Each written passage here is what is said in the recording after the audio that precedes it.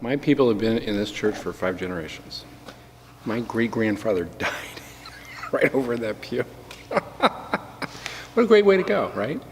My mom's side of the family moved in when this was just fields. But the neighborhood was really tough. It was a really dangerous neighborhood. Drug houses on both sides. It was not a safe place. A lot of gunfire, a lot of gangs.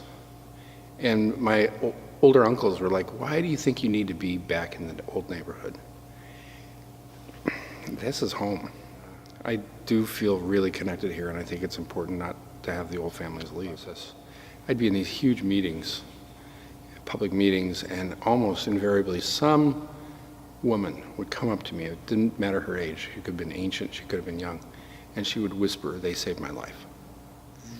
I got a 6-year contract with the state to manage all the economic development for little timber towns. That was a great experience. So I would drive in this horrible little Carmen Ghia about 3,000 miles a month with no heat or air conditioning. And I worked with every little town, 82 towns that had fewer than 700 people in them.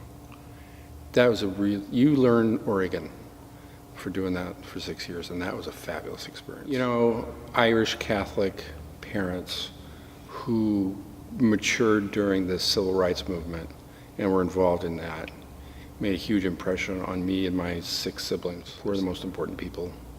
You always take care of the poor. That's what it's about. I think I'm the last of my era that can remember John Kennedy. You know, I was born in July of 1960, and you still remember that call to service. At Holy Redeemer, the Holy Name nuns, and the nuns of the Good Shepherd. Oh, those women save lives. Those women hold families together.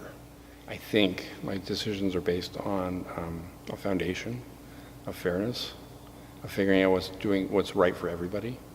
In anything time in your career, if someone's been angry and wants to rage a little bit, how do you approach that? Listen to them. You know, empathy is really important. You know, my grandfather Fleming came here, the Ku Klux Klan would stop, you know, get him fired. But just a few blocks from here where my family lived, and it was just fields, the Klan would burn a cross every year in the yard and circle the house with the cars. And I remember asking my grandma as a kid, well, why didn't you call the police? She said, oh, well, the police were there to make sure that the Catholics didn't get out of hand. That made a huge impression on us.